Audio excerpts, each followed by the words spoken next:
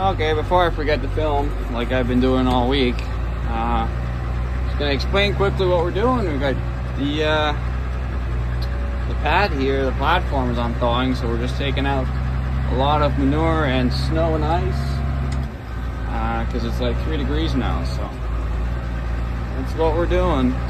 I'm just taking a couple buckets out and bringing it behind the barn. We're eventually gonna get the tractor and the dump out, so we can move that big pile to the back of the barn here. The electrician is here again for the second day, finishing up the panels and putting in a couple lights and stuff. So you can see the road is melting. It's like it's springtime. So we're taking advantage of this, and we're getting as much material out as we can. Alright, it looks pretty dirty, but it's a lot better than it used to be, that's for sure. You can see how much narrow we have. So, a little less to do in the spring. Just finished my bedding. It's pretty mucky in there. So, should be nice for them. Didn't quite make it to the end. Never quite do. But the middle is where it counts, so you can got some water at the end here. So we gotta haul this mountain of snow and manure out of here before it starts to unthaw. Once this unthaws, it's gonna fill this up with water. It's got nowhere else to go. So they've been waiting a while now. Sorry guys. It's like it's the springtime.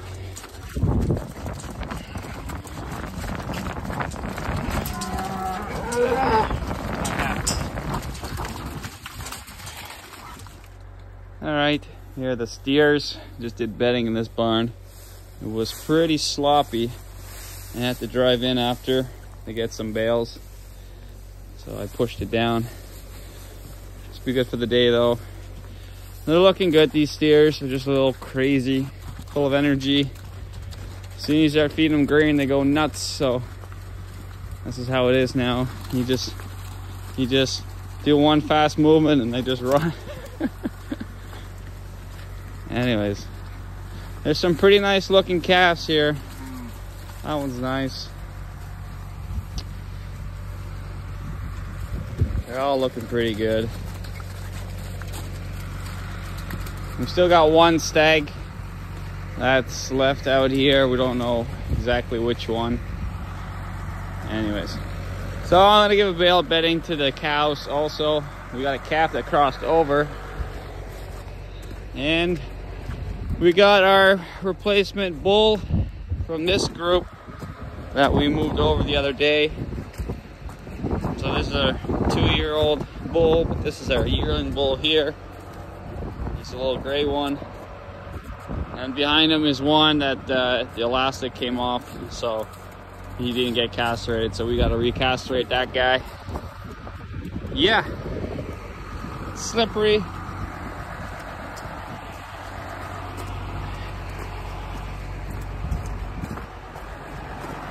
It's a heifer anyways. So the scale house is getting flooded at the moment because of all the snow that's melting. But look at these new lights. Electrician just finished installing. We used to have single individual light bulbs, and now there's protectors on it because sometimes when they're tapping on the cow to get her in, our stick hits the light bulbs and breaks them. So you got a big switch with another one of these weird fancy covers. I'm not too sure if I like them yet. Let's go check on the rest of what's going on here.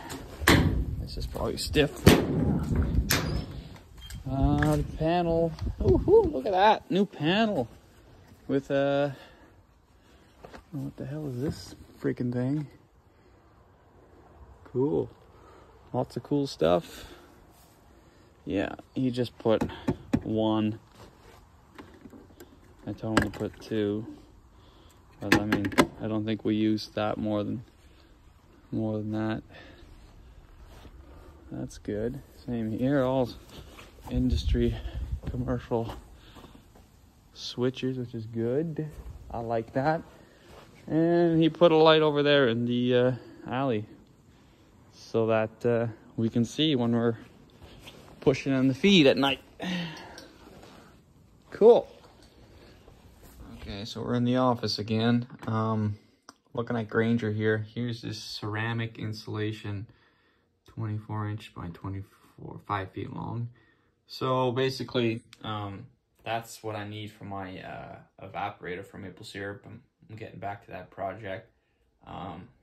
So that's basically insulates the stove, so it prevents the heat from going out of the stove, and it directs it towards the pan. It's basically goes alongside inside the wall, and then the fire bricks go beside it. So that's something I need to do. Order this. I just have to measure and make sure I have enough. I'm thinking 24 or 25 feet long is a little bit much, but I have to go measure the evaporator and figure it all out. But this stuff is good for 1900 degrees Fahrenheit. Insulated max temp 2300 degrees Fahrenheit. So it's pretty crazy stuff. But yeah. So that's one thing I have to do. But getting back to this chicken project, this, I don't know if you guys, for you guys that don't know, I enter every year into a raffle or a contest. Call it what you want. It basically gives you a free chicken quota. They only give it to one person every year, and it's laying hen quota. So I've been building, well, a guy's building a business plan for me, but I still have to provide him all the information, all the stuff, like the equipment and everything, what we're doing. So coming down to the barn design, and now we have to figure out how many rows. We're going with enriched cages, so it's basically a big cage. With I forget how many chickens actually fit in it, but it's kind of a glorified cage. And we got to figure out how many rows we're going to be putting in the barn, if we're going to put 3 or 4 rows, and how high we're going to go. Basically, we have to figure out like that for making costs lower. If it's cheaper to make the barn wider than longer, then we can do like a couple more rows, maybe 5 rows. And then if it's cheaper to go higher than longer, I don't know. So we got to go with industry standards, and basically that's what we have to figure out now. Is we got to go to find a company that supplies those cages. So I'm going with Hellman. I believe it's a Dutch company, and from what I hear, they have the best equipment for the best price. So we're gonna be looking into that stuff, figuring it out. So this is the Layer Aviary Pro 10. So this is like an aviary system. That's basically where the birds are free range in the barn. Great for animal health, and not so good for productivity, like production, and cost to productivity is not so great. So you don't get as quick as an ROI on your return. So for the contest, we have to be very specific, or we have to make everything work. Like the numbers have to jibe, and it's a really tight budget. Like we need like a high production and a low cost to build it, so it has to work. So problems we had when we built the business plan before, we wanted an aviary, we wanted brown hens, we wanted free range, we wanted even organic, but the production from that is not as high as it should be. We need like 97% production, and with that, it's very hard to get that, and we run into a lot of problems with aviary systems. So that's just something that the industry doesn't want to give that to a new producer, and maybe discourage him, and maybe make a bad name for, chicken production. So yeah, so we were thinking maybe a 3-row, 4-level enriched cage system. So this is the enriched layer cage. We'll look at that because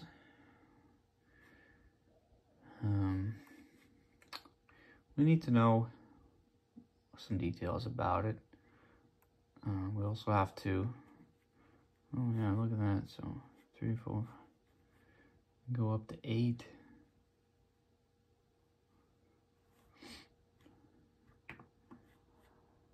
So that is basically how that is. 1, 2, 3, 4, 5.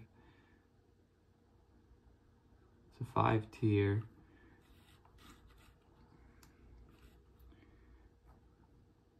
Oh, it's made in Germany. Oh, of course. Makes sense. I don't know if I want this anymore now. Oh boy, I got to really look into this. Enriched 125 by 75, enriched 60 by 75. Okay, so yeah, that is enrich. Oh, what's this?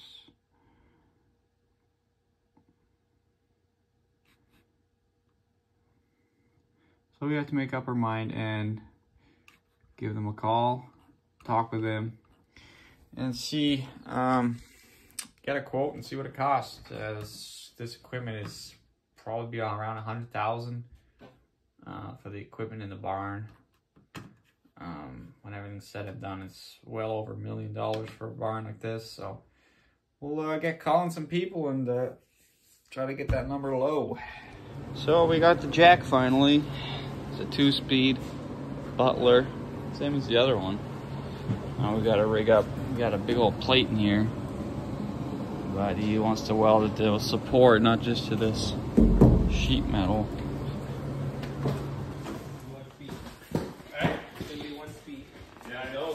Yeah, some of the 2-speed ones is you just push on the shaft and it goes to high speed. Yeah. Oh, this one does. No, you have to go into. This one here. Oh, that one would have been 2-speed. Yeah. Well, you can put the handle on it. Oh, I couldn't turn it. You'd have to move it out this, yeah, and this whole thing. But then it doesn't run straight. I need some pin in there. Hey, is there none? No, but No, there's no pin in here. yeah. You have to have a little pit that can shove in there. Sure. It's the same company. It's a Butler. Yeah. Yeah. Didn't know that. Another 1/4-inch plate behind that jack. Yeah. Yeah, it looks good. Should be good now. It does look good now. Yeah. Factory. It's fairly straight too. And you can lift it high enough. Yeah. And now that it's further down the plate, that the post